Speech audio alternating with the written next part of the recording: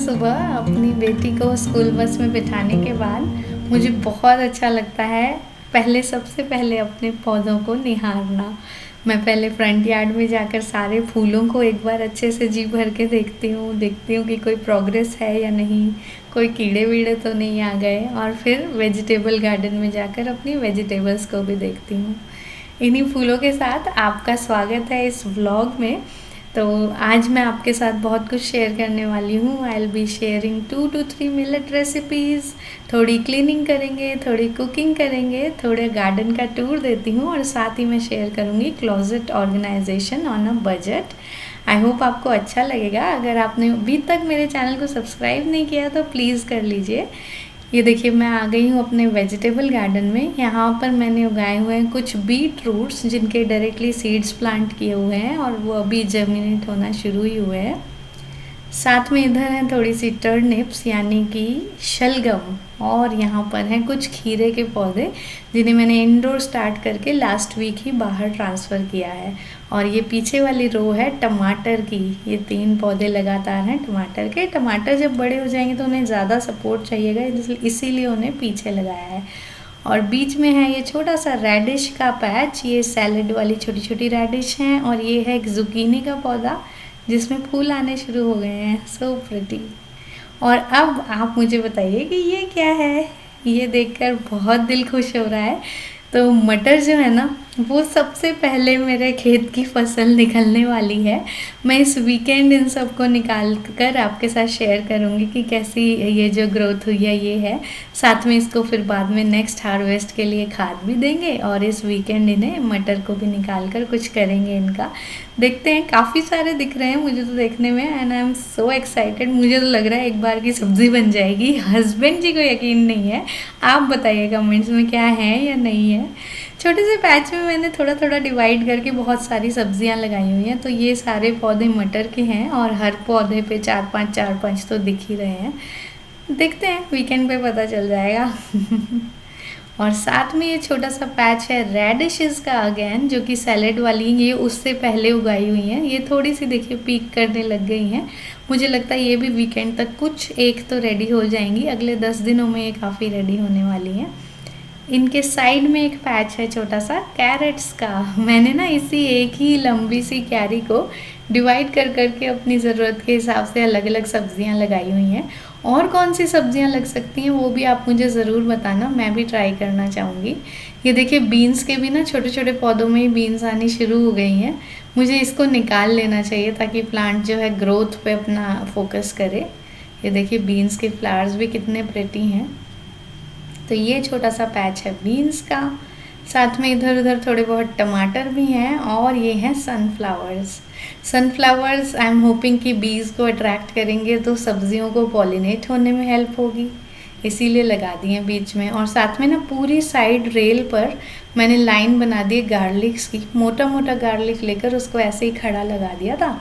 और देखिए, इसको 1 वीक हुआ है, ये काफ़ी अच्छे से जर्मिनेट हो गए हैं, लंबे लंबे शूट्स आने लग गए हैं। मुझे ग्रीन गार्लिक सारी दाल सब्जियों सूप्स में डालना बहुत अच्छा लगता है, तो मैं हर साल ग्रीन गार्लिक तो ज़रूर उगाती हूँ। यहाँ पर एक और सनफ्लावर है। और ये देखिए, ये भी गार्लिक की पूरी लाइन है। और ये मेरी सैड सी स्पिनच है। एक्चुअली हुआ क्या, मैंने ना इसको डाला तो सर्दियों में, मतलब मुझे ना आइडिया अभी यूएस के वेदर का ज़्यादा है नहीं, कुछ 6 महीने ही हुए हैं यहाँ पर शिफ्ट हुए। तो सीड्स को मैंने डायरेक्टली डाल दिया था कुछ महीनों पहले, लेकिन वो अब जर्मिनेट हुए हैं। जब इतनी धूप आती है वो ऑलरेडी बोल्ट होने शुरू हो चुके हैं। खैर, स्पिनच के साथ थी मेथी और थोड़ा धनिया। और इस साइड है थोड़ा लेटस, 2 तरह का लेटस है, डिल है और ये है पुदीना, जिसे मैंने बची हुई स्टॉक्स से उनको मिट्टी में गाड़ दिया था और मैंने यहाँ शुरू कर दिया है। ये एक साइड ऑफ द गार्डन है, तो पुदीना जितना भी फैले I will be happily welcoming it, है ना। पुदीना होता है वाइल्ड और मैंने इसलिए अलग सी क्यारी में इसको डाला है। मैं चाहती हूँ कि फैल जाए एक्चुअली। एनीवेज, चलिए सुबह सुबह आप भी थोड़ी सी चिड़ियों की आवाज़ के जो है आनंद उठाइए। कितनी शांति और कितना अच्छा लगता है इधर।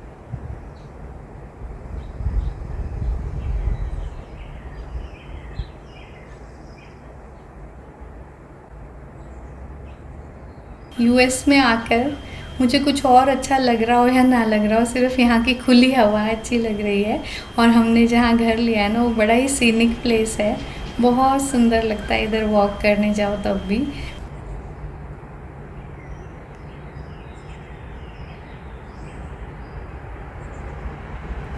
खैर बाहर की सैर तो हो गई, अब चलते हैं घर में जहाँ ढेर सारा काम वेट कर रहा है। दिन की करते हैं शुरुआत नाश्ते के साथ। बेटी को टिफ़िन में आज मैंने नूडल्स बना के दिए हैं। आपको टिफ़िन वाला जो है शॉर्ट वीडियो तो मैं दिखा ही चुकी हूँ। आज मैं हमारे ब्रेकफास्ट के लिए, हस्बैंड और मेरे ब्रेकफास्ट के लिए बना रही हूँ कुट्टू के आटे का चीला। तो मैं ना कुछ थोड़ी बहुत मिलेट्स डालती रहती हूँ। साथ में डाल रही हूँ हेम्प सीड्स 1 टेबलस्पून, और मैंने आधा कप ओट्स भिगो के रखे थे सुबह 2 घंटे के लिए। उन ओट्स का पानी निकाल लिया है, उसमें कैरेट और 1 टेबलस्पून हेम्प सीड्स डाल दिए, और ये आधा कप जितना कुट्टू का आटा। हेम्प सीड्स प्रोटीन रिच हैं, तो हमारा ब्रेकफास्ट प्रोटीन रिच हो जाएगा। और वैसे भी कुट्टू यानी कि बकव्हीट भी रेगुलर आटे से ज़्यादा प्रोटीन रिच है, ओट्स भी रेगुलर चीज़ों से ज़्यादा प्रोटीन रिच हैं। तो ये एक बढ़िया हेल्दी ब्रेकफास्ट बन के रेडी हो जाएगा। अच्छा, मसालों में मैंने कुछ भी ज़्यादा नहीं डाला है, पर आप अपनी चॉइस के हिसाब से डाल सकते हो। मैंने सिर्फ हेम्प सीड्स और नमक डाला है। बैटर की ये कंसिस्टेंसी रखी है, और अब इसको पकाते हैं एक कास्ट आयरन ग्रिडल पे। मैंने आपसे थोड़े दिनों पहले ये शेयर किया था ना कि मैंने ये लॉज का तवा लिया है। ये काफ़ी अच्छा चल रहा है, बहुत अच्छा लगता है मुझे। तो इसमें सब कुछ आजकल मैं इसी में ही बना रही हूँ। वैसे हाँ, रोटी और डोसे का तवा अलग अलग होना चाहिए, लेकिन फॉर द टाइम मैं अभी इसी में ही काम कर रही हूँ, क्योंकि जो मैं इंडिया से तवा लाई थी ना, उसका बेस फ्लैट नहीं है और वो इस गैस पे ठीक से बैठता नहीं है, इसलिए अभी मैं इसी से काम कर रही हूँ। तो ये बैटर मैंने स्प्रेडेबल बनाया था और स्प्रेड कर दिया है, हल्का सा घी लगाया और फिर टर्न कर दिया, और दूसरी साइड भी थोड़ा सा घी लगाया है। और इसको थोड़ा सा दबा दबा के थोड़ा टाइम लगा के अच्छे से सेक लेंगे। असल में क्या होता है ना, कुट्टू का आटा पता नहीं चलता अच्छा से सिका है या नहीं। तो आप इसको ना बहुत तेज़ फ्लेम पे मत सेकना, सिम पे सेकना, और फिर दबा दबा के थोड़ा सेकना। कुट्टू का आटा मुश्किल से ही पता चलता है कि सिक गया है कि नहीं। तो ऐसे जब ब्राउन स्पॉट्स आ जाए ना अच्छे अच्छे, तब पता लगेगा कि सिक गया है। और बहुत जल्दी तेज़ गैस पे कभी नहीं सेकना। चलिए बनाते हैं एक और।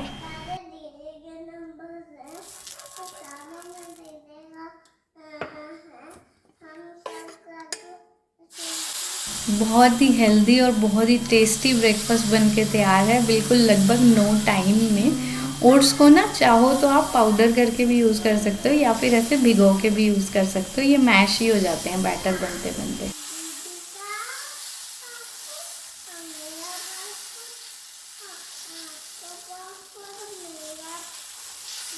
चीले को मैंने सर्व किया है बीन्स, और ये ग्रीन चटनी है। ये मैंने सुबह ही बना ली थी बेटी का टिफ़िन तैयार करते हुए ही। चटनी में मैंने वही रेगुलर चीज़ें हैं, दही और जीरा है, धनिया, जिंजर, गार्लिक, प्याज और छोटा सा टमाटर। काफ़ी टेस्टी चटनी लगती है। इस तरह से मैं पुराने अचार के जार में इसे स्टोर कर लेती हूँ, और ये 4 से 5 दिन हम खाते रहते हैं। बाहर की केचप वगैरह खाने से तो ये बहुत अच्छा है। मैं फ्रिज में इस तरह से हमेशा चटनी कोशिश रहती है कि हमेशा रखी रहे। ये है हमारी ब्रेकफास्ट की प्लेट। अब मैं हस्बैंड जी को दे के आती हूँ। तो भाई ब्रेकफास्ट हो गया, और मैंने हस्बैंड जी को हल्दी दूध बना के दे दिया है। छोटी बेटी के लिए भी हल्दी वाला दूध बना लिया है। अब उसका दूध जब तक ठंडा हो रहा है, मैं फटाफट कर लेती हूँ किचन की सफाई। दोस्तों, मुझे ना कभी भी क्लीनिंग में ज़्यादा केमिकल्स यूज़ करने अच्छे नहीं लगते। मैं बहुत कोशिश करती हूँ, not just in the kitchen, अपने पूरे घर में जहाँ तक हो सके कुछ एडिशनल केमिकल्स ना यूज़ करूँ, कुछ एक्स्ट्रा चीज़ें जिनकी ज़रूरत नहीं है ना यूज़ करूँ। एज ओल्ड विजडम जो थी ना, जब ये सब चीज़ें पैदा ही नहीं हुई थी, अलग अलग तरह की फैंसी चीज़ें, वो ज़्यादा बेटर थी। तो मैं बहुत से मामलों में ऐसी ही कोशिश करती हूँ कि जहाँ तक हो सके इन चीज़ों का इस्तेमाल ना करूँ। और ऑनेस्टली किचन को साफ़ करने के लिए तो there is nothing better than a dish soap. तो डिश सोप जो है वो हम बर्तनों के लिए भी यूज़ करते ही हैं, so that is far far more safer option then buying a lot of sprays and spreads and this and that. मैं सिर्फ पानी के कपड़े से रोज़ इसको साफ़ करती हूँ, अपने पूरे किचन काउंटर को भी और इसको भी। और जब मुझे कुछ स्टबन डर्ट हटानी होती है, चिपका हुआ खाना, तो मैं डिश सोप से ही स्क्रबर से साफ़ कर लेती हूँ। और जब डीप क्लीनिंग करनी होती है तब मैं यूज़ करती हूँ विनेगर और बेकिंग सोडा, जो कि मैं महीने में एक ही बार करती हूँ इन ग्रिडल्स को भी। रेगुलर बेसिस पे मैं सिर्फ पानी वाला कपड़ा निचोड़ निचोड़ के बार बार इसे साफ़ कर देती हूँ। और जिस कपड़े को मैं सफाई के लिए यूज़ करती हूँ उसे मैं रोज़ ऐसे उसी समय डिश सोप से साफ़ करके रखना, टांगना पसंद करती हूँ। मैंने टीमू से एक बड़ा अच्छा सा ये सिंक ऑर्गेनाइज़र लिया था जिसमें इस कपड़े को टांगने की जगह भी है। बहुत बड़ा सा रखने से ना वो जल्दी से एयर ड्राई नहीं होता है। और ये छोटे छोटे कपड़े जो है ना, एक मेरा ड्राई क्लॉथ होता है और एक वेट क्लॉथ, ये फटाफट एयर ड्राई हो जाते हैं और पता भी नहीं चलता। या फिर मुझे ना वो बायोडिग्रेडेबल स्पॉन्ज वाइप्स भी अच्छी लगती हैं, या फिर मैं इस तरह के कपड़े रखती हूँ किचन में। और एक ड्राई क्लॉथ की तरह यूज़ करती हूँ, एक वेट। और साथ में रोज़ के रोज़ स्पॉन्जेस को भी गर्म पानी से अच्छे से धोना बहुत इम्पॉर्टेंट है। और मंथली बेसिस पे स्पॉन्जेस को, स्क्रबर्स को चेंज भी कर लेना चाहिए। अच्छा, सिंक की स्क्रबिंग के लिए भी ना you don't need lot of chemicals. मुझे तो सिर्फ सोप यूज़ करना ही अच्छा लगता है, सेम डिश सोप। बस साफ़ रोज़ करेंगे तो कुछ भी गड़बड़ नहीं होगी। और मुझे स्टील वाला स्क्रबर यूज़ करना बहुत पसंद है, इससे जो भी स्टबन चिपके हुए निशान वगैरह होते हैं सब अच्छे से साफ़ हो जाते हैं। और ना ये जो पीछे आप ब्लैक ब्लैक देख रहे हो, ये सिंक टेप लगी हुई है इस घर में। मैं पूरी सिंक टेप बदलने वाली हूँ जल्दी ही, फिर ये निशान भी हट जाएंगे। मुझे ये बहुत आँखों में कहते हैं ना खटक रहे हैं मुझे आजकल। एनीवेज, अब रसोई हो गई है साफ़, तो करते हैं एक बढ़िया सा इंटरेस्टिंग सा काम। मैं ना लास्ट वीकेंड जाके डॉलर ट्री से कुछ ये जार्स लेके आई थी। देखिए कितने क्यूट से छोटे से जार्स भी मिले हैं मुझे। तो ये जो बड़े वाले जार है ना, ये पहले मैंने बहुत पहले डॉलर ट्री से 2 लिए थे और मुझे काफ़ी सुंदर लगते हैं देखने में, और कांच है और फूड सेफ है, तो मुझे लगा थोड़े से और ले ही लेती हूँ जब तक कि मैं बहुत बड़ी शॉपिंग नहीं कर रही हूँ किचन जार्स की। वैसे मैंने किचन के लिए यूएस आने के बाद बहुत सारी शॉपिंग की थी। अगर आपने नहीं देखी है ना तो मेरा अमेज़न हॉल देखना, बड़ा इंटरेस्टिंग सामान मैंने किचन के लिए लिया था। और अब मैं सोच रही हूँ कि फाइनली थोड़ा और ले लूँ। मैं बहुत थक चुकी हूँ पैकेट से सामान निकाल निकाल कर यूज़ कर करके। तो ऐसे ही ना आज मैंने ये 4 जार्स तो स्पेशली इसलिए लिए क्योंकि कुछ इम्पॉर्टेंट चीज़ें थी जो कि ना out of sight out of mind हो रखी थी, जिन्हें मैं बिल्कुल अपनी आंखों के सामने रखना चाहती हूँ ताकि मैं उन्हें रोज़ डेली बेसिस पे इस्तेमाल करूँ। तो कुछ ऐसे ही सीड्स को मैं इन जार्स में डाल रही हूँ। चिया सीड्स हैं, हेम्प सीड्स हैं, फ्लैक्स सीड्स हैं। और ये जो वुडन स्पून मैंने दिखाया ना, ये मैं टारगेट से लेके आई थी डॉलर स्पॉट सेक्शन में।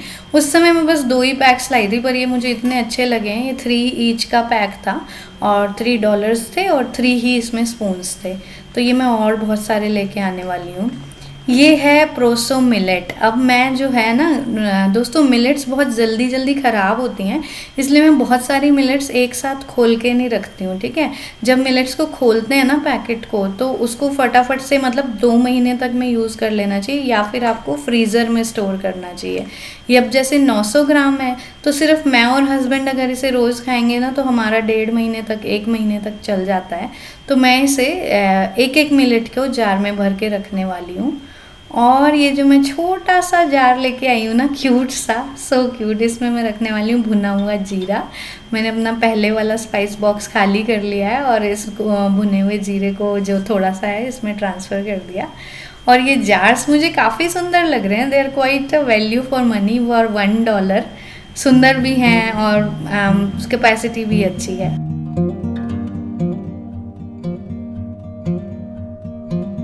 अब हमारा हो गया है रीडिंग टाइम। छोटी बेटी जो है अपने ड्रिंक के साथ बुक्स रीड करना बहुत पसंद करती है। Which book do you want to read first? This one. क्या नाम है इस बुक का?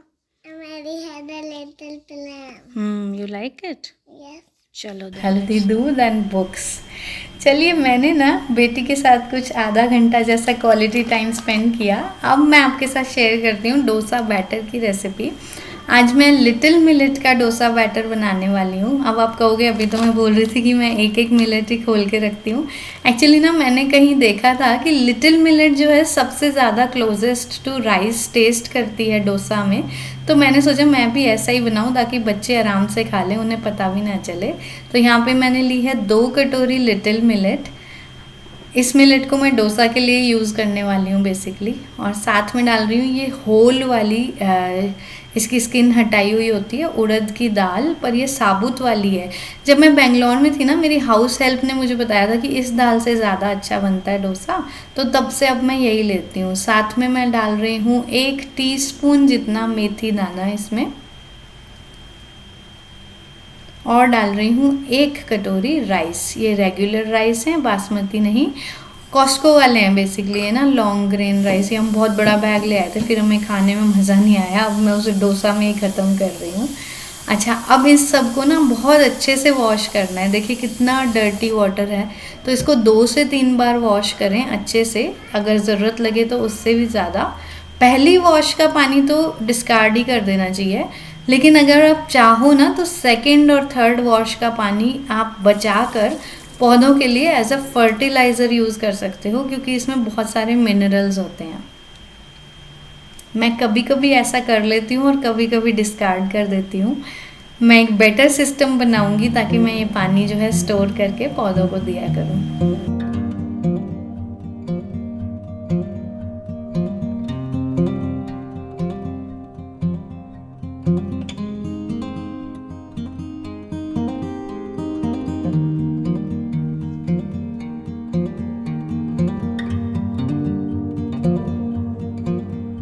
फाइनली 4 से 5 बार धोने के बाद अब मुझे पानी ठीक ठीक लग रहा है, तो अब मैं इसे ढक कर रख दूंगी सोक करके 6 से 8 घंटे के लिए। बेसिकली अभी 11-12 बज रहे हैं और मैं सीधे अभी से रात को जो है पीसने वाली हूँ और फिर अवन में रख देंगे फर्मेंटेशन के लिए।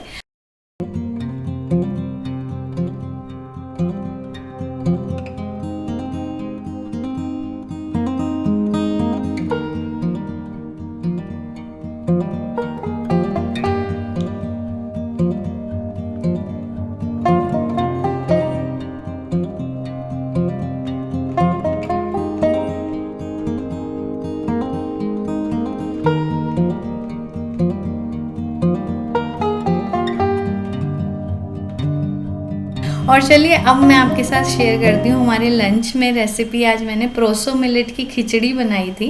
कुछ वेजिटेबल्स को यहाँ काट के रख दिया है और मिलेट को मैंने सुबह से 6 घंटे के आसपास भिगो के रखा है। वैसे ओवरनाइट सोक करके रखना भी बहुत अच्छा रहता है मिलेट्स को। इनफैक्ट मिलेट्स को कभी बिना सोक किए खाना ही नहीं चाहिए, वरना उनके जो एंटी न्यूट्रिएंट्स है ना, वो उनके गुण तो हमें मिलने ही नहीं देते हैं, उल्टा दे कॉज इनडाइजेशन। तो मिलेट्स को हमेशा आपको सोक करना ही करना है 4 से 6 घंटे। मैंने यहाँ पर थोड़े से गार्लिक और प्याज को फ्राई करने के बाद पहले सख्त सब्जियाँ डाली, यानी कि गोभी, ब्रोकली, गाजर। उसके बाद डाली है एक चॉप्ड ज़ुकीनी, उसको भी थोड़ा चला लिया। उसके बाद डाले हैं 2 छोटे छोटे टमाटर काट कर। फिर डाल रही हूँ नमक। और इस खिचड़ी को लेवल अप करने के लिए, इसका टेस्ट बहुत हायर ले जाने के लिए मैं डाल रही हूँ 1 टीस्पून किचन किंग मसाला। ये है टॉप सीक्रेट इंग्रेडिएंट जो इस खिचड़ी को बहुत मज़ेदार बना देगा। अच्छा, थोड़ा सा चलाने के बाद थोड़े से टमाटर मशी हो जाएं, फिर डालनी है प्रोसो मिलेट। यहाँ पे मैंने 1 कटोरी मिलेट डाली थी, साथ में मैं 3-3.5 कटोरी पानी डाल रही हूँ। अब इसको कुकर को लगा देंगे 5 या 6 विसल्स, क्योंकि प्रोसो मिलेट ना थोड़ी सी ज़्यादा हार्ड होती है, इसको पकाने में थोड़ा ज़्यादा टाइम लगता है। अदरवाइज़ आप कोई और मिलेट बनाए ना बार्नयार्ड टाइप, तो वो 2 से 3 विसल्स में भी हो जाएगी। इसको पकाने में 5 विसल 6 विसल देंगे तो अच्छा सॉफ्ट हो जाएगा। वैसे ना ये अपने टेस्ट प्रेफरेंस पे भी डिपेंड करता है। कुछ लोगों को थोड़ा सा मशी खाना पसंद होता है, कुछ लोगों को थोड़ा खड़ा खड़ा खाना पसंद होता है, तो वो आप अपने टेस्ट के हिसाब से देख सकते हो। आप चाहो तो इसमें साथ में मूंग की दाल भी डाल सकते हो, आधा आधा करके, या थोड़ा सा ज़्यादा दाल कम मिलेट। आज मैंने सिर्फ मिलेट वाली खिचड़ी बनाई है। और अच्छा, विसल जब प्रेशर निकल जाए ना, उसको 2 मिनट के लिए ऐसे कुकर को गैस पे चला देना फुल फ्लेम पे, तो ये और मिक्स हो जाता है उसका जो लिक्विड है उसके साथ, और बहुत टेस्टी लगता है। खिचड़ी को भी मैंने सर्व किया है दही और चटनी के साथ। और ये काफ़ी टेस्टी लंच लगा था, बहुत मज़ा आया इसे खाकर। और चलिए अब मैं आपके साथ शेयर करती हूँ फाइनली क्लोजेट ऑर्गेनाइजेशन। तो दोस्तों हुआ कुछ ऐसा ना कि जब मैं यूएस शिफ्ट हुई ना तो मेरे लिए कल्चरल शॉक था। आपको पता है ना अपने इंडिया में कैसी अलमारियाँ होती हैं, मतलब अलमारी में ड्रॉर्स बने होते हैं, शेल्फ्स बने होते हैं, हैंगिंग स्पेस भी होती है। लेकिन यहाँ पर अलमारियों की जगह होते हैं क्लोजेट, पूरे पूरे कमरे के जितने। लाइक ये जो क्लोजेट मैं आपको दिखा रही हूँ इतना बड़ा है कि इसमें इजीली सिंगल बेड डाल के आप सो भी सकते हो। बट एनीवेज ये बहुत बड़ा क्लोजेट है और यहाँ पर उतने शेल्व्स नहीं थे। तो मुझे जब मैं यहाँ शिफ्ट हुई तो मेरे को थोड़ा सा R&D करनी पड़ी कि मैं इस क्लोजेट को मैक्सिमाइज कैसे करूँ स्पेस इसका। तो फाइनली फिर मैं डॉलर ट्री से सिर्फ $5 के ये 2 हैंगिंग शेल्फ्स लेके आई और ये 5 डब्बे लेके आई जो नीचे ग्रीन कलर के हैं। ये डब्बे हैं $1 ईच। तो बस और थोड़ी सी मैं ये लेकर आई थी बास्केट्स। ये बास्केट्स लगभग 12-15 लेके आई थी मैं, ये भी $1 ईच की हैं। तो सिर्फ $30 में मैंने अपना पूरा क्लोजेट ऑर्गेनाइज कर दिया। देखिए मैं आपको दिखाती हूँ मैंने ना इस हैंगिंग ऑर्गेनाइज़र का मैक्सिमम यूटिलाइजेशन कैसे किया। ये वीडियो ना थोड़ी सी लाइट कम है, ये तब की शूट की हुई है जब मैं यूएस नई शिफ्ट हुई थी। तो थोड़ा सा प्लीज़ आप काम चला लेना, लेकिन ये बड़े काम के थोड़े बहुत टिप्स हैं। तो मुझे लगा इस वीडियो को ना क्लिप को वेस्ट नहीं जाने देते, मैं कुछ करके आपके साथ शेयर कर लूँ। तो देखिए मैं ना स्वेटर को इस तरह हाफ करके फिर रोल करके इसके अंदर डाल रही हूँ। पता है ये हैंगिंग शेल्फ ना बहुत हिलते हैं बिकॉज हैंगिंग है ऑब्वियसली ना। तो इसमें जब अगर आप स्टैक करके कपड़े रखोगे ना तो उन्हें निकालना तो बहुत महाभारत हो जाएगी। स्टैक करने से तो आप एक लोगे पूरा शेल्फ हिलेगा और गिरते रहेंगे। रोल करके रखना is a better ergonomic idea as per these shelfs. तो ऐसे निकालने में कोई प्रॉब्लम नहीं होती। मैंने कुछ चीज़ें हैंग भी की हैं। शुरुआत में जब इनिशियली मैंने IKEA पे शॉपिंग की थी ना तो मैंने लगभग 2-2.5 डज़न हैंगर लिए थे। उन्हीं में जो मैंने काम चलाया, हैंग भी कर दी जैकेट्स टाइप का स्टफ़ को, और बाकी चीज़ें फिर मैं इसमें इस तरह से रख रही हूँ।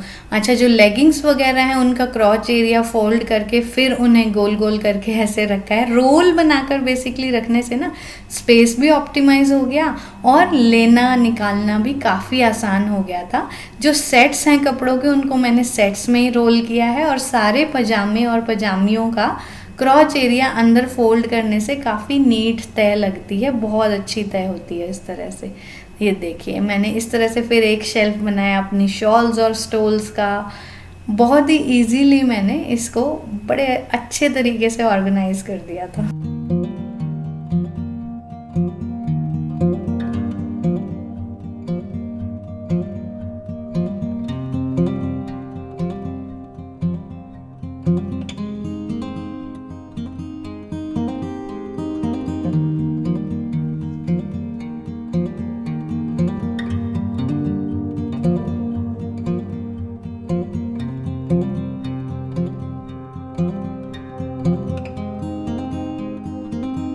इसी तरह से जो छोटी छोटी प्लास्टिक बास्केट्स है ना, ये मैंने हर बंदे को अपनी अपनी पर्सनल दे दी और उनका छोटा छोटे गारमेंट्स यानी कि अंडरवेयर्स हैं या फिर हैंकीज़ हैं, बनियाने हैं बच्चों की डिफरेंट वो सब मैंने इनमें अरेंज कर दी थी। देखिए जैसे ये छोटी बेटी का है तो एक में सॉक्स हैं, ये उसके लोअर्स हैं, नीटली ऑर्गेनाइज कर दिए फाइल सिस्टम में। और दूसरा ना मैं सच बताऊँ मेरे ऑर्गेनाइजेशन का प्रिंसिपल यही 2 रहता है कि number 1 everyone should be able to see everything so that they don't call me again and again। Number 1 ये रहता है। Number 2 my organisation has to be sustainable. मतलब मैं उसको ईजी इतना रखना चाहती हूँ कि मेरी 2 साल की बच्ची भी चाहे मैं उसको बोलूँ बेटा अपनी सॉक्स लेके आओ तो वो ला सके, रख के आओ बेटा मैंने तय कर दिया अपनी सॉक्स रख के आओ, तो उसको पता हो कि उसे वहाँ रखना है। तो मैं बस ऑर्गेनाइजेशन यही 2 प्रिंसिपल्स पे करती हूँ कि it should be accessible to everyone and it should be doable by everyone, ताकि मेरे हस्बैंड भी रोज़ मेरा दिमाग ना खाएं और मेरे बच्चे भी। मैं बहुत इस तरह से ऑर्गेनाइज करना पसंद करती हूँ। तो मैंने ना सब कुछ ऐसे विजिबल रखा उनके लिए। और ये शेल्फ है मेरा। यहाँ पर मैंने अपनी कुछ ज्वेलरी भी एक बास्केट में इस तरह से ऑर्गेनाइज कर दी थी, कुछ पुराने पाउचेस भी पड़े थे। एक्चुअली इस टाइम तक हमने कुछ भी खास फर्नीचर नहीं लिया था, ना ही कोई चेस्टर और ड्रॉर वगैरह था। तो यहाँ पे मैंने एक बास्केट में ग्लव्स और मास्क ऑर्गेनाइज किए हैं। ये हस्बैंड की सॉक्स हैं, हस्बैंड के इन अंडरगारमेंट्स हैं, एक में ये जो बोलते हैं इनको बेल्ट्स, एग्जैक्टली बेल्ट्स, और हैंकीज हैं एक में, इस तरह से रोल करके रखी हुई है नीटली, ताकि सबको सब कुछ दिखता रहे। पर फिर भी ये लोग थोड़ा बहुत तो बिगाड़ देते हैं। But I am really very proud to say कि 6 महीने हो गए हैं आज मुझे इस ऑर्गेनाइजेशन को किए हुए। जब मैं वीडियो बना रही हूँ ना, आज तक ये क्लोजेट मोर और लेस ऐसी की ऐसी ही है। ऊपर का जो शेल्फ है उस पर मैंने भारी भारी कुछ लॉन्ग टर्म वाली चीज़ें रख दी हैं। अभी भी मेरे पास इस हैंगिंग ऑर्गेनाइज़र में एक शेल्फ खाली है, और ये देखिए कितना नीट लग रहा है। इसमें से सामान लेना और रखना कितना आसान है ये रोलिंग सिस्टम की वजह से। तो मैंने इस तरह से एक शेल्फ को स्टोल्स और शॉल्स का बनाया है, एक को पजामियों का, एक को नाइट सूट्स का, एक एक्स्ट्रा शेल्फ में कुछ एक्स्ट्रा किट्स वगैरह रखी हैं, टी शर्ट्स, ऐसे बहुत ईजीली और बहुत एक्सेसिबल सा ये ऑर्गेनाइजेशन मैंने किया है। आई होप आपको ये ऑर्गेनाइजेशन अच्छा लगा होगा, और ये वीडियो भी आपको आई होप अच्छा लगा होगा। अच्छा लगा है तो प्लीज़ मेरे साथ ज़रूर कमेंट्स में शेयर करिएगा। वीडियो का कौन सा पार्ट आपको सबसे ज़्यादा अच्छा लगा वो भी ज़रूर शेयर करिएगा, और आगे किस तरह की वीडियोस देखना चाहोगे वो भी ज़रूर शेयर करिएगा। मैं आपका वेट करूँगी कमेंट्स में। एंड अगर अभी तक सब्सक्राइब नहीं किया तो please don't forget to subscribe, and thank you for watching.